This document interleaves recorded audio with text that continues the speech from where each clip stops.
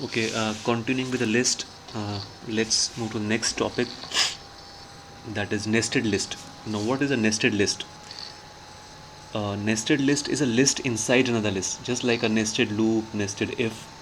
तो एक लिस्ट के अंदर अगर हमारे पास और भी स्मॉलर लिस्ट्स हैं तो वो नेस्टेड लिस्ट हम उसको बोलते हैं. So supposing this a list, supposing it has got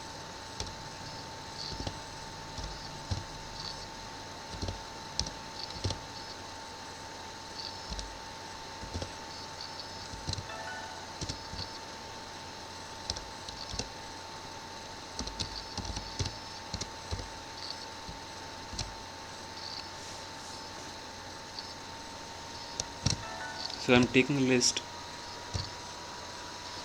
Now here this is the main list, which has 10 has the index 0, then index 1 and so on.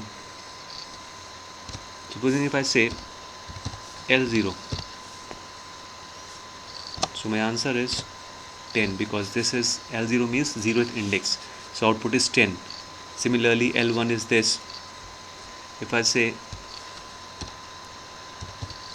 L2, what should be my answer? Is it the whole list 30, 40, 50 or only 30? So it will print the complete list, complete smaller list, the nested list, that is 30, 40 and 50. If I want to access the inner list elements like 40 I want to access, then means that we have to go to the second index like L. This will remain same 2 and then we another brackets and I'll write down supposing it's 1. So my answer is 40. This 2 stands for the main, this complete address 2, index number 2 is this, and inside this address 1 means again this is 0, this is 1, this is 2, the 1 is 40, so answer is 40. Supposing if I say L then 2 and then supposing -1. Now what does it mean? It means this 2 is for this index number 2, this complete,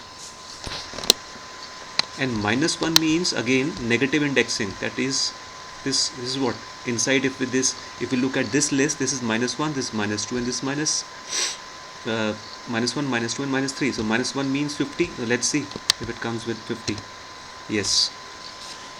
So this negative indexing is also possible in the case of nested lists. Similarly L3 will again be the complete string hello, and inside this hello if I want to access individual element, then again you have to put it in a 2-dimension way. This is 3 again and then supposing 2. My answer is 0, 1 and 2. This L is my answer. So this is the concept of your nested lists, in which the inner list or the nested list, if you want to access the individual elements, you have to give it in 2 dimensions. This is the original index and this is the sub index inside the nested lists. Next topic is I think we will deal with nested list comprehension. Let's start with list comprehension. So what is comprehension? Comprehension मतलब एक छोटा सा उसको एक concise वे में, उसको एक छोटे वे में किसी चीज़ को रिप्रेजेंट करना, उसे हम बोलते हैं list comprehension. No list comprehension कहाँ पर हम यूज़ कर सकते हैं? List comprehension can be used for creating lists.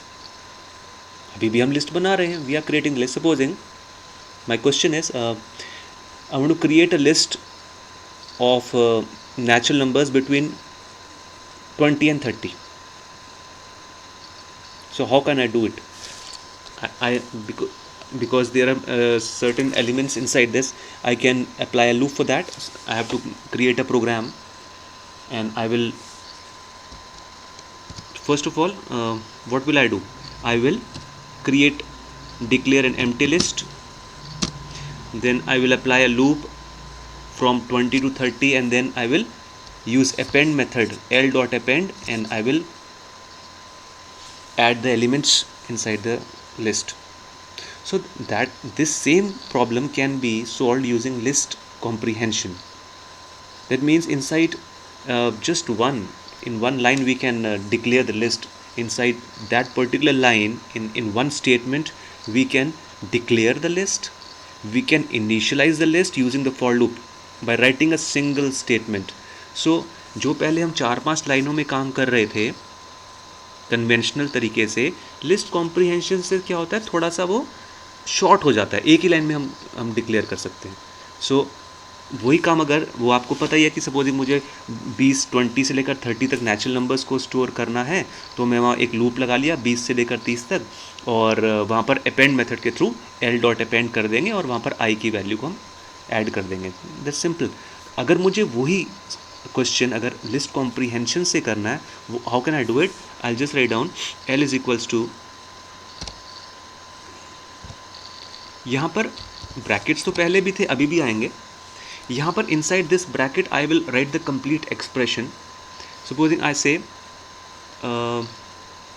L के अंदर मुझे डालना है आई, तो मैं लूँगा आई, फिर फॉर आई इन रेंज, और जो भी था वो 20 से 30 तक ही था, चलो 20 से 30 तक हमने ले लिया इसमें, राइट. तो मैंने यहाँ लिखा एल इज इक्वल्स टू आई, मतलब जो भी चीज़ आपको लिस्ट में ऐड करनी है वो यहाँ पर एक्सप्रेशन हमको यहाँ पर डालना है. अभी एल में क्या आएगा? आई आएगा. क्या होंगी आई की वैल्यूज़? वो यहाँ पर आपने स्पेसिफाई कर दिया. फॉर आई इन रेंज 20,31, तो आई की वैल्यू पहले रहेगी 20 और लास्ट वैल्यू 30 तक चलेगी, और वो वैल्यूज़ कहाँ पर ऑटोमेटिकली चली जाएंगी? इस लिस्ट के अंदर, जब हम इस कमांड को एग्जीक्यूट कर देंगे. मैंने एंटर प्रेस किया and if I print L, so this is my answer. तो वही काम जो थोड़ा लॉन्ग मेथड से हो रहा था, लिस्ट कॉम्प्रीहेंशन एक ऐसा तरीका है कि जिससे हम उसी को शॉर्ट तरीके से कर सकते हैं by writing a single statement. Supposing अब इसी में उसने बोला कि इसी रेंज में जो केवल इवन नंबर्स हैं वो मुझको चाहिए, राइट. सो यहाँ पर इफ़ कंडीशन भी स्पेसिफाई कर सकते हैं inside the same statement. Supposing आपने यहाँ पर सेम स्टेटमेंट ले ली, ठीक है, और अब यहाँ पर आप क्या कर सकते हो, इफ़ कंडीशन भी दे सकते हो. If i % 2 equals to 0, even number की आपने यहाँ पर कंडीशन दे दी, और अब उसको प्रिंट किया मैंने यहाँ पर. Let's see the output. Now what happens, loop तो वही चला 20 से लेकर 30 तक, लेकिन अब ये कंडीशन भी फॉर के अंदर चेक होती रही कि जब जब i की वैल्यू इवन रहेगी तब उसको लिस्ट में वो ऐड करता रहेगा. तो जब हमने यहाँ पर लिस्ट को प्रिंट किया, so my answer is even numbers between 20 and 30. तो ऐसे करके यहाँ पर आप कुछ भी आप स्पेसिफाई कर सकते हो. ये इसका सिंटेक्स रहेगा, है ना, ये आपको थोड़ा सा ध्यान से देखना है. तो सपोजिंग इसको थोड़ा मैं और मॉडिफाई करता हूँ. इसको सपोजिंग आई विल से, मैं चलो ये लिया मैंने, थोड़ा सा चेंजेस कर दे. i2 मतलब i to the power 2. अब लिस्ट में क्या स्टोर होगा? अब इसमें i, जो भी i की वैल्यूज़ रहेंगी उनके स्क्वायर्स यहाँ पर स्टोर होंगे. दैट मीन्स अभी जो यहाँ पर ये नंबर्स आ रहे थे, ठीक है, i के जो, अब उनके स्क्वायर्स स्टोर होंगे. Let's see.